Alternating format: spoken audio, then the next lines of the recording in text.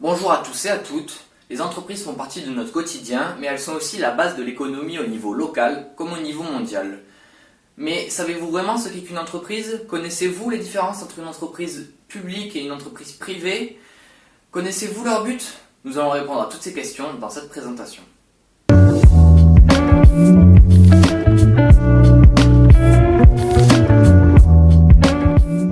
Tout d'abord, qu'est-ce qu'une entreprise? Par définition, une entreprise est une organisation humaine dont le but est de produire des services ou des biens afin de les délivrer à des clients, ce qui permettrait un équilibre financier, voire même un bénéfice. Dans le monde, on trouve deux grandes familles d'entreprises. La première, qui est soutenue financièrement par l'État, ce sont les entreprises publiques. La seconde, quant à elle, est soutenue par ses actionnaires qui ont acheté l'entreprise, ce sont les entreprises privées.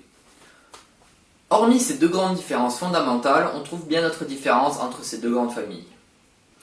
Les entreprises publiques ont pour principal but une production de biens ou de services qui vont profiter aux citoyens, aussi appelés contribuables. Ce n'est pas vraiment bénéficiaire, c'est pour ça que l'État ou la collectivité à laquelle elle appartient impose trois contreparties. La première est que les services doivent être rendus aux citoyens. Pour exemple, on peut prendre la vente de l'eau, du gaz ou encore l'entretien des lieux publics. La seconde est l'accessibilité à tous.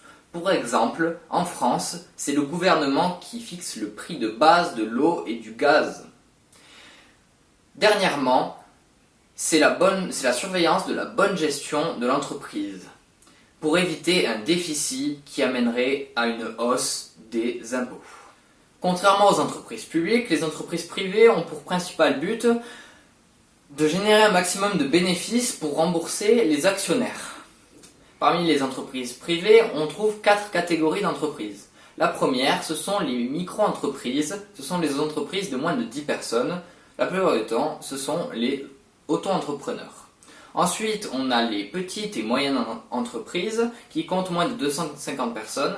Ensuite, on a les entreprises de taille intermédiaire, ce sont les entreprises de moins de 5000 personnes. Et enfin, on a les grandes entreprises qui sont hors catégorie car elles contiennent plus de 5000 personnes et ce sont les entreprises du style Nike, Adidas ou encore Samsung. Pour atteindre leur but, les entreprises privées utilisent plusieurs moyens différents. Le premier moyen est de s'endetter. Ce sont souvent les entreprises saisonnières, comme les entreprises de ski, qui utilisent ce moyen. C'est-à-dire qu'elles empruntent de l'argent en été pour pouvoir investir et entretenir, pour pouvoir rembourser en hiver lors de leur période de fonctionnement.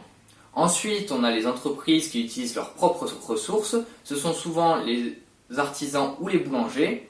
Ensuite, on a les entreprises qui se font racheter par des actionnaires qui deviendront alors leurs propriétaires.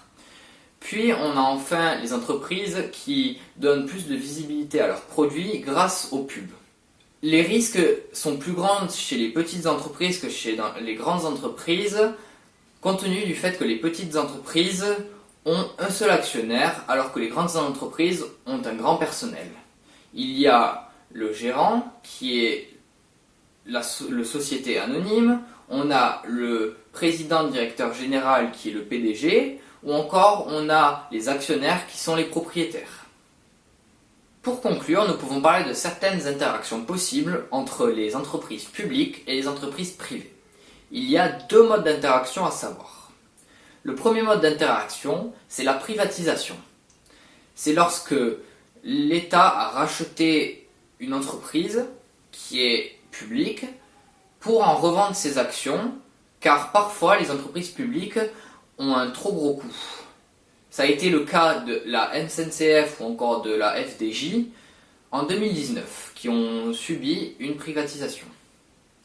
Le deuxième mode, c'est la nationalisation.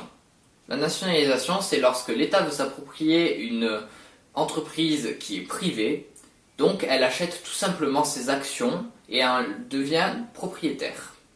Ce sera sûrement une pratique qui sera beaucoup utilisée après le confinement, due à l'inactivité des entreprises.